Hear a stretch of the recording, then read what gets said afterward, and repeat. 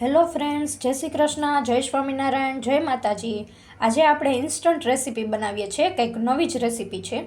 ઘઉંના લોટમાંથી આપણે ઢોસા બનાવીએ છીએ. આ ઘઉંનો લોટ આપણે લઈ લીધો છે અને આ થોડુંક રવો છે. તમે જોઈ શકો છો કે ઘઉંનો લોટ આપણે આખો બાઉલ લીધો છે અને અડધાથી પણ ઓછો બાઉલ છે એ આપણે રવો લીધો છે. આપણે એક બાઉલ લઈ લીધો છે.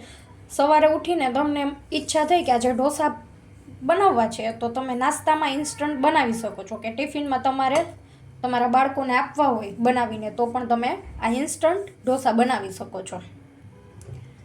આ રેસીપીમાં આપણે સોડા પણ એડ કરવાના નથી. આપણે પહેલાં નિમક નાખીએ છીએ. ખૂબ જ હેલ્ધી રેસીપી છે, ઘઉંના લોટમાંથી બનતી.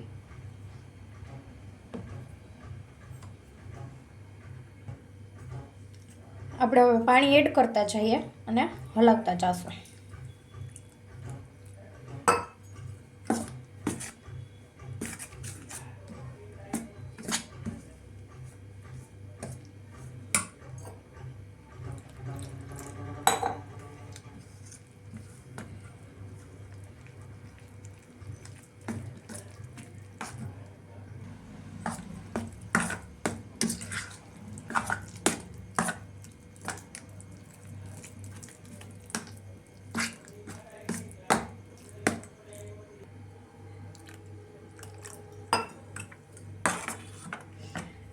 આપણે સાવ પતલું બેટર બનાવવાનું છે.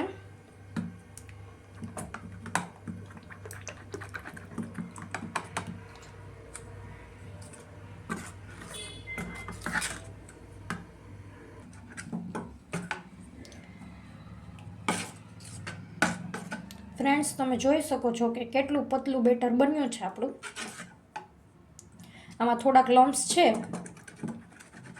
એના માટે આપણે 1-2 મિનિટ આપણે એને એમને રહેવા દઈશું, રેસ્ટ થવા દઈશું, એટલે લમ્સ તૂટી જશે. હવે આપણે વઘાર કરી લેશું અને એ જે વઘાર આપણે કરશું એ આપણે બેટર બનાવ્યું છે એની અંદર નાખશું. તેલ ગરમ થવા માટે મૂકી દીધું છે. તેલ ગરમ થઈ જાય એટલે આપણે એમાં રાઈ જીરું નાખી દઈશું.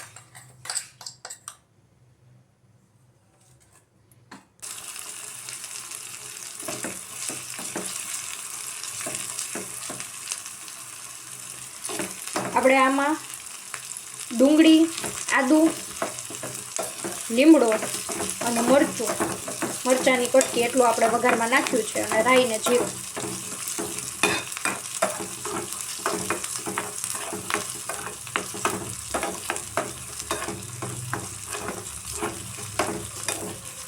આપણે ગેસ બંધ કરી દઈએ.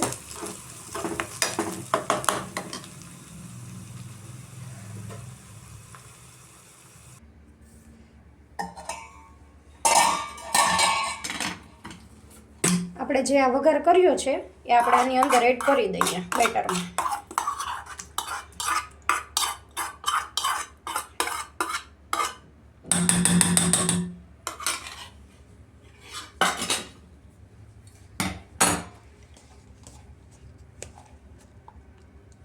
ધાણા એડ કરી દઈશું.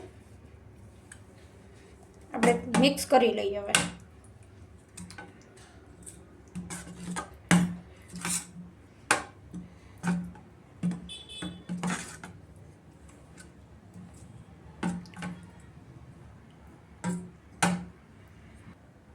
મેં આ બેટરમાં થોડુંક પાણી અને સેજ નિમક એડ કર્યું છે. તમે જોઈ શકો છો આ બેટર. અને નિમક પણ તમારે ટેસ્ટ કરી લેવાનું કે સ્વાદ અનુસાર કેટલું થયું છે, ખારું મોરું. તમે આ બેટર જોઈ શકો છો. આવું બેટર આપણે તૈયાર કરવાનું છે.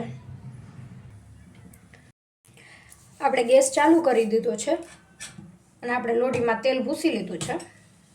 આપણે સેજ ગરમ થવા દઈએ.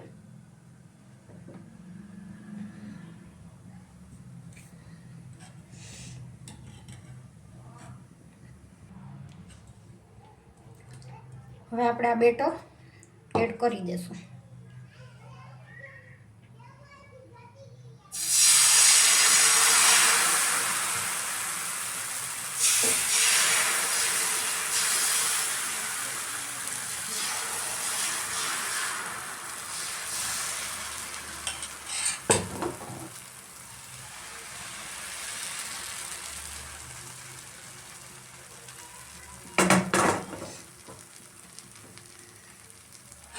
આપણું બેટર વ્યવસ્થિત પધરાઈ ગયું છે લોટીમાં.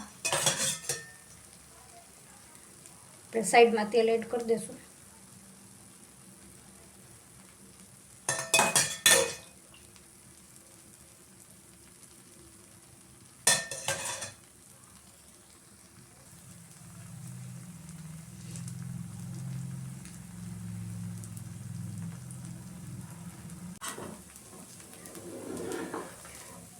ફ્રેન્ડ્સ, તમે જોઈ શકો છો કે આ ઢોસો છે એ આસાનીથી ને ઉથલી જશે.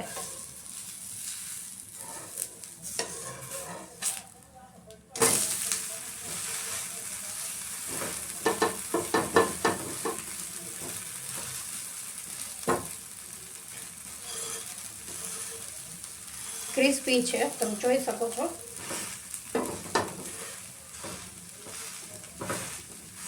આપણે બંને બાજુથી ચોડવી લેશું એટલે ક્રિસ્પી બનશે આપણો ઢોસો.